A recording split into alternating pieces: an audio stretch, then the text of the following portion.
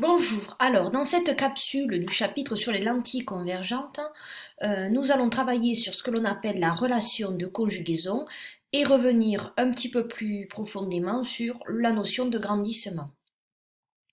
Alors, lorsque nous sommes en optique, voilà le montage que nous allons utiliser. Nous allons utiliser un banc optique qui va être très pratique puisqu'il est gradué, sur lequel on va venir positionner une source de lumière avec un objet. On aura un écran dont on va pouvoir faire varier la position et une lentille convergente ici. En fait, on va pouvoir bouger ce qu'on veut pour pouvoir faire la mise au point. Ce qu'on appelle la mise au point, en fait, c'est faire une image nette de l'objet à travers cette lentille sur l'écran qui est ici. Pour faire cette mise au point, on a plusieurs solutions. On peut utiliser différentes lentilles avec des distances focales différentes, ou alors on peut tout simplement modifier l'emplacement de la lentille ou de l'écran, c'est-à-dire modifier la distance lentille-objet ou bien la distance lentille-écran et ainsi faire la mise au point. Alors ce montage on peut le schématiser ainsi, on notera, on rappelle que O c'est le centre optique de la lentille, on notera OA' la distance algébrique entre la lentille et l'écran, la distance algébrique, ce qui signifie que tout ce qui sera après la lentille sera compté positif, donc dans le cas là ici OA' sera positif, et la distance OA, qui la valeur algébrique ici sera négative, puisque l'axe positif est orienté dans le sens de propagation de la lumière. Alors, en TP, nous allons voir qu'il y a une relation qui relie la distance OA', la distance lentille-image, lentille-objet et la distance focale de la lentille, que l'on appelle la relation de conjugaison. La voici. L'inverse de la valeur algébrique de OA', la distance lentille-image, moins l'inverse, la distance OA, lentille-objet, sera égal à l'inverse de OF', c'est-à-dire l'inverse de la focale de la lentille. Donc on a cette relation qui est à connaître par cœur et surtout être capable d'utiliser. On va pouvoir l'utiliser soit pour déterminer la focale d'une lentille en connaissant la position de l'image et de l'objet, ou alors inversement, connaître la position de l'objet par rapport à la lentille et sa distance focale et en déduire la position de l'image. Tout dépend de la situation. Rappel sur le grandissement qu'on note gamma, qui est le rapport de la taille de l'image, la valeur algébrique de A'B' divisé par la taille de l'objet AB. Et grâce au théorème de Thalès, on peut également dire que c'est égal à OA' divisé par OA, ce qui pourra nous servir ultérieurement.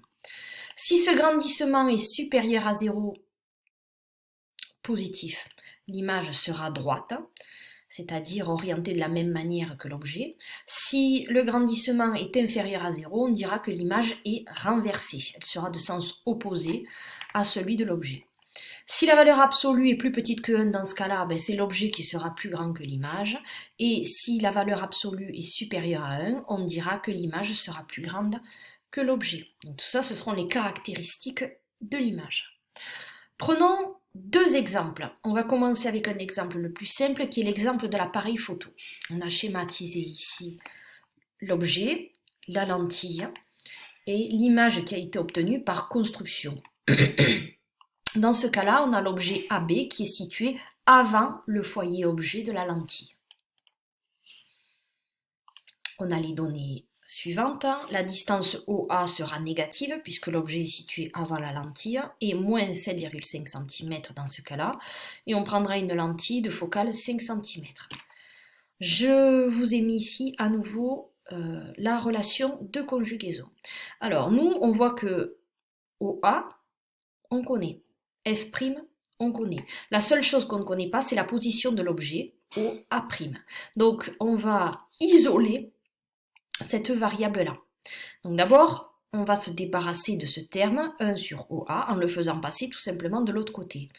Puisque c'est une soustraction, en le faisant passer de l'autre côté, ça deviendra une addition. Donc on se retrouve avec cette expression-là. On veut additionner deux fractions.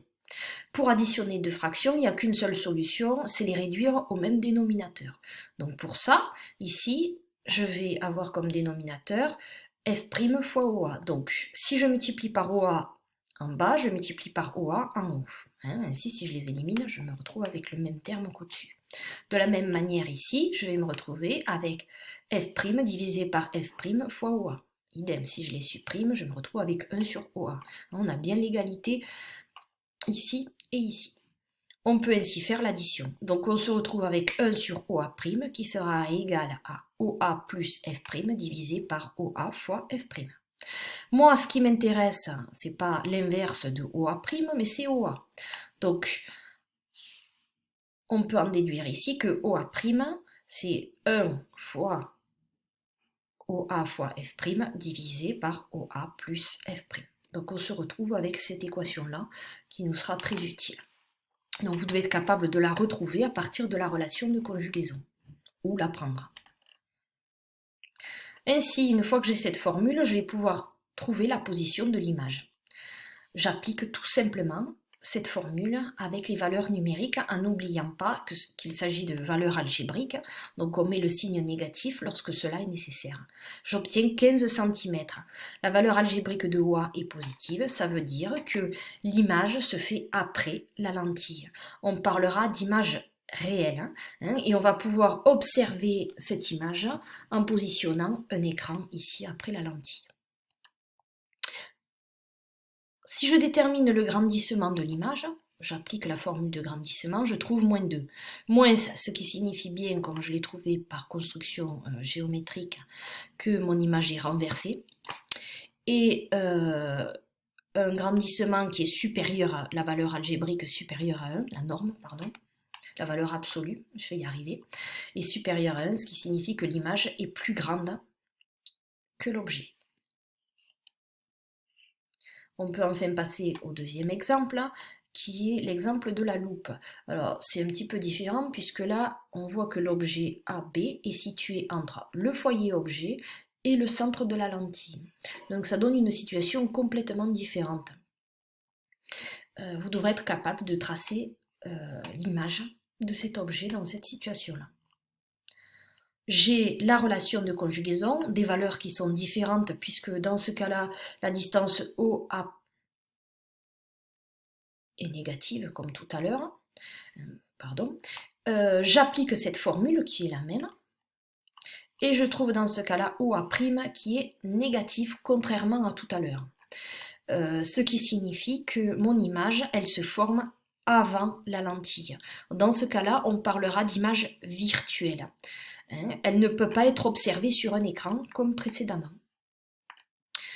Si je détermine le grandissement, la valeur de OA, je l'ai trouvée tout à l'heure, elle est négative, ça me fait moins 20, divisé par la valeur de OA, moins 4, je trouve un grandissement qui vaut 5. Ce grandissement, il est positif, donc l'image, elle est droite, en fait, elle est orientée de la même manière que l'objet. Et la valeur absolue est supérieure à 1. Donc l'image est plus grande que l'objet. Voilà, j'espère avoir été assez claire. Je vous remercie de m'avoir écouté jusqu'au bout. N'hésitez pas à visionner à nouveau la vidéo et à bien préparer les questions à me poser en classe.